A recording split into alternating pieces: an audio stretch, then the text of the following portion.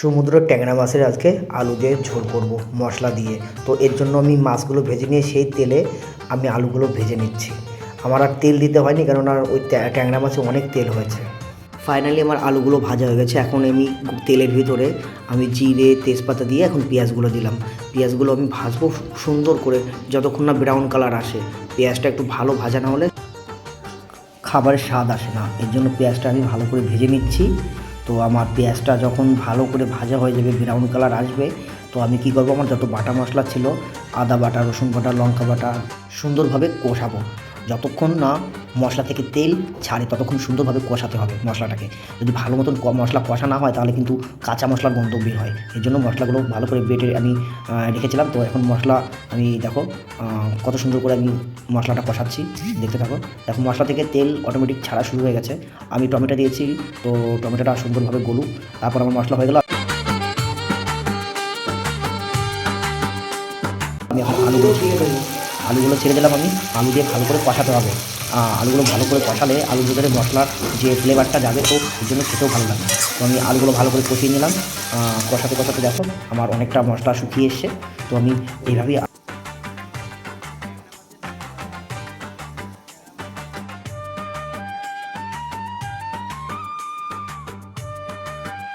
আরও কিছু সময় আমি মশলাটা কষাবো। আমি চাই মশলাটা সুন্দরভাবে ভাজা হোক, মশলা থেকে কোনো কাঁচা ফ্লেভার না আসে। তো এর জন্য আমার দেখো হয়ে গেছে ফাইনালি। আর এখন আলুটার ভিতরে যতক্ষণ মশলার ফ্লেভার না যায় আমি এইভাবেই রাখবো।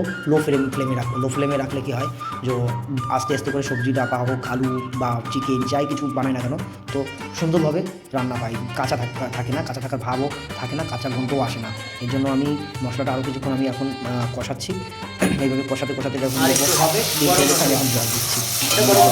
পরিমাণ মতো জল দিচ্ছি, কেননা দুজন খাবো, আমি আর বাবা। মা খায় না সমুদ্রের ট্যাংরা মাছ। তো এর জন্য আমি পরিমাণ মতন জল দিয়ে দেখো আমি আলুটা চেক করছি, আলুটা গলছে। আমি ভেবেছিলাম আলুটা গলবে না, তো না, সত্যি আলুটা গলে গেছে। তো আর কিছুক্ষণ আমি এভাবে আলুটা কষাবো। বন্ধুরা, আপনারা কারা কারা এই সমুদ্রের ট্যাংরা মাছ খেতে ভালোবাসেন বা খেয়েছেন, তো অবশ্যই কমেন্ট করে জানান। আর আমাদের পাশে থাকো, লাইক করো, শেয়ার করো, সাবস্ক্রাইব করো। তো বন্ধুরা, ট্যাংরা মাছের ঝোল কিন্তু একটু টাটকা মাছ হলে খেতে খুব সুন্দর লাগে। যারা খাওনি তারা একবার খেয়ে দেখতে পারো। দেবো মাছ দিয়ে দেবো, যে ট্যাংরা মাছ ভেজে রেখেছিলাম সেই ট্যাংরা মাছটা দেবো। তো বন্ধুরা দেখো, আমি ট্যাংরা মাছটা দিয়েছি, এই যে 6 পিস মাছ দিয়েছি। এই ট্যাংরা মাছে না খুব প্রচণ্ড তেল হয়েছে, পিসগুলো বড় বড় ছিল। ভাজার পরেই মাছটা এখন তেল ছেড়ে দিয়েছে আর মাছগুলো ছোটো হয়ে গেছে। দেখো মাছের ডিম, এটা মাছের ডিম, এটাও দিয়ে দিয়েছি। তো বন্ধুরা, এইভাবে আমি আর কিছুক্ষণ রাখবো যাতে সবজিটা ঝোলটা শুকিয়ে যায়। দেখো অনেকটা শুকিয়ে এসছে। তো এরপরে আমি গরম মশলা, আমি আর আমার বাবা খাবার জন্য একটু অল্প করে রান্না করলাম আর শুনে ঝোলটা শুকিয়ে নিলাম। মা আমার খেতে চায় না এই ট্যাংরা মাছ। আপনারা কমেন্ট করে জানান আমার কোথায় ভুল হয়েছে বা আমি রান্না করতে পেরেছি কি না পেরেছি। তো ফাইনালি দেখো বন্ধুরা, রান্না হয়ে গেছে।